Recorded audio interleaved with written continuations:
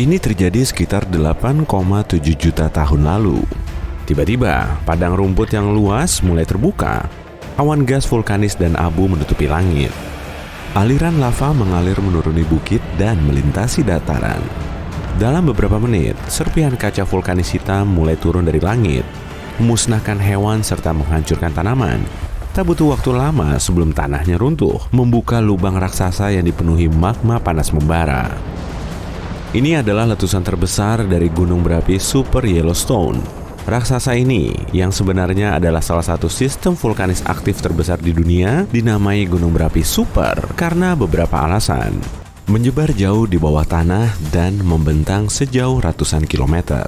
Gunung berapi super adalah struktur yang rumit. Para ahli masih tidak yakin proses apa yang bisa memicu monster bernapas api seperti ini dan menyebabkan letusan super. Saat letusan super terjadi, lebih dari 1000 km kubik abu, batuan cair, dan gas panas terlempar ke udara. 4 letusan super sudah cukup untuk memenuhi Grand Canyon sampai puncaknya. Gunung berapi menciptakan gunung, tapi gunung berapi super menghapus gunung dari muka bumi. Letusan ini mengubah iklim dan ekosistem. Untungnya, bencana seperti ini hanya terjadi sekali dalam 50.000 tahun atau lebih. Gunung berapi super muncul saat magma bervolume besar mencoba menembus dari bawah tanah dan meledak menembus permukaan bumi. Biasanya, semua magma ini tertahan dan tak mampu menembus kerak bumi. Kolam besar magma bergelembung dan bertekanan tinggi terkumpul di kedalaman sekian kilometer. Tekanan terus meningkat karena makin banyak magma mencoba naik ke permukaan. Kemudian, duar-duar, letusan super terjadi. Sejuta tahun lalu, tanda-tanda pertamanya muncul jauh sebelum bencana ini terjadi. Selama ribuan tahun, panas berlebih mengalir dari dalam tanah. Panas ini melelehkan bebatuan di bawah kerak planet, meninggalkan kantong-kantong besar. Ruang ini kemudian terisi campuran batuan setengah padat, magma, uap air, dan berbagai gas bertekanan, termasuk karbon dioksida. Semua sup bawah tanah yang membara ini mengembang setelah makin banyak magma datang dari waktu ke waktu. Tanah di atas sistem vulkanis berangsur naik perlahan dan sulit disadari. Setahun sebelum letusan super terjadi, Yellowstone memberi peringatan, tapi saat itu belum ada manusia yang bisa menafsirkan peringatan ini. Selain itu, proses pertanda ini sebagian besar terjadi di bawah tanah. Misalnya, dekompresi, melepaskan gelembung gas. Saat meledak, gelembung seperti ini seringkali bisa memicu berbagai jenis letusan. Beberapa bulan sebelum letusan terjadi, gempa bumi berskala kecil lebih sering terjadi dan lebih intens. Tanah di banyak titik di seluruh gunung berapi super menjadi lebih panas. Danau permukaan dan air tanah juga menghangat. Jika manusia sudah ada saat itu, mereka pasti melihat uap mencurigakan yang mengepul di sana. Tak lama sebelum letusan dimulai, tekanan yang meningkat mendorong naik tanah di atas kantong magma. Dorongan ini menciptakan pengangkatan berbentuk kubah. Retakan kecil mulai terbuka di sepanjang tepi kubah ini. Bayangkan kamu membuka botol berisi soda setelah mengocoknya. Hal serupa terjadi di sekitar gunung berapi. Tekanan dilepaskan melalui retakan, sementara gas meledak keluar dari bawah permukaan. Tepat sebelum bencana terjadi, tanah di sekitar gunung berapi Yellowstone terangkat. Kolam dan geyser geotermal memanas hingga suhu mendidih dan makin asam daripada sebelumnya. Magma mulai naik ke permukaan. Hingga suatu ketika, atap batu dari kantong magma tidak bisa menahannya lagi.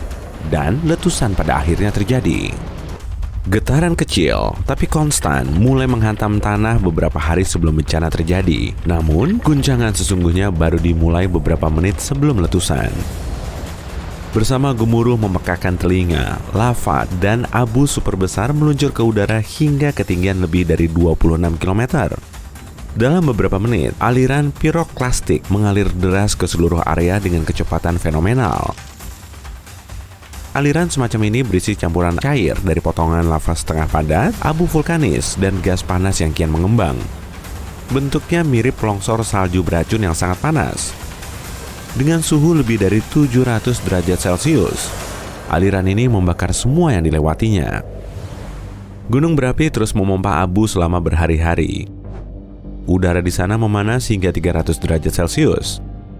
Bagi semua makhluk hidup, abu berjatuhan adalah salah satu konsekuensi paling berbahaya dari letusan gunung berapi. Abu vulkanis berubah menjadi semen bagai serpihan kaca dalam beberapa detik setelah terhirup dan masuk ke paru-paru. Kebanyakan hewan tak punya kesempatan untuk bertahan hidup. Bahkan pepohonan besar mulai tumbang karena beban zat padat ini. Hanya butuh beberapa hari hingga lapisan abu setebal 3 meter menutupi wilayah sekitar 80 km di sekitar pusat letusan. Pada akhirnya, partikel kecil abu vulkanis menyelimuti hampir seluruh bagian barat Amerika Utara. Setelah abu masuk ke stratosfer, suhu di seluruh dunia mulai turun. Letusan ini kaya akan belerang, yang merupakan pemblokir matahari efektif. Oleh karena itu, cuaca segera berubah sangat dingin sehingga tak ada lagi musim panas di seluruh dunia selama beberapa tahun ke depan. Angin muson pun berubah. Hewan tidak bisa menemukan makanan dan air bersih. Bencana alam ini, yang disebut letusan super Groenlanding, terbilang kolosal. Begitulah cara peneliti mendeskripsikannya dalam penelitian terbaru mereka. Letusan ini memengaruhi lebih dari 23.000 km persegi dari wilayah yang sekarang merupakan Idaho bagian selatan dan Nevada bagian utara. Aliran lava menyelimuti area seluas New Jersey dalam kaca vulkanis super panas. Aliran lava ini langsung mensterilkan permukaan tanah, memusnahkan semua tanaman yang tumbuh subur di sana sebelumnya. Setidaknya, ada 3 letusan super lainnya dalam sejarah gunung berapi Yellowstone yang terjadi pada 2,1 juta, 1,3 juta, dan 640.000 tahun lalu. Kekuatannya 6.700 dan 2.500 kali lebih kuat daripada letusan yang menghancurkan Gunung St. Helens di negara bagian Washington pada tahun 1980. Letusan super terbaru dinamai letusan Lava Creek. Letusan ini membentuk kaldera Yellowstone setelah memuntahkan 1.000 km kubik batu, debu, dan abu vulkanis. Saat ini, Taman Nasional Yellowstone terdiri dari 10.000 kumpulan kolam lumpur, mata air panas, geyser, dan ventilasi yang memancarkan gas vulkanis. Mikroorganisme penyuka panas banyak yang hidup dari sana. Mereka mewarnai taman ini dengan indah. Geyser terkenal di sana bernama Old Faithful. Nama ini diberikan pada akhir abad ke-19 karena letusannya yang sangat teratur. Geyser ini lebih aktif dibanding yang lain, meletus sekitar 17 kali dalam sehari. Tiap letusan luar biasa ini berlangsung dari 1 hingga 5 menit. Air mancur panas ini bisa mencapai ketinggian 55 meter. Para ilmuwan menghabiskan waktu bertahun-tahun untuk mencari tahu apa yang bersembunyi di bawah Taman Yellowstone. Mereka menemukan bahwa air permukaan turun sekian kilometer ke dalam kerak bumi. Air ini menjadi panas dan mendidih sehingga memasuk geyser. Sekitar 11 km di bawah permukaan, ada reservoir batuan setengah meleleh. Ini adalah kantong magma dan lebarnya lebih dari 50 km. Gumpalan batu panas yang sangat besar yang terlihat agak mirip jamur mengisi kantong ini. Gumpalan ini naik dari kedalaman 640 km berjalan menembus mantel atas planet, lapisan tebal yang sebagian besarnya terdiri dari batuan padat. Terkadang, semburan ini membuat kantong magma terlalu panas. Tanah di sana terangkat, dan gempa bumi kecil mendorong sejumlah cairan keluar ke permukaan. Tekanan di dalam kantong pun turun dan tanah kembali turun. Sejak tahun 2004, sejumlah bagian di kaldera Yellowstone yang merupakan istilah lain dari kawah gunung berapi telah melonjak ke atas lebih cepat daripada sebelumnya. Kenaikannya hampir 8 cm per tahun sejak para ilmuwan memulai pengamatan dari dekat pada tahun 1970-an. Kenaikan secepat ini belum pernah terjadi. Namun, para ahli yakin gunung berapi super tak akan menimbulkan bahaya berarti di masa sekarang.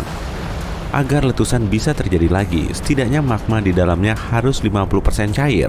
Sementara di Yellowstone, angka ini hanya 5-15%. Meski ada, aktivitas vulkanis di sini lebih berupa semburan batuan cair yang mengalir keluar, yang dikenal sebagai aliran lava.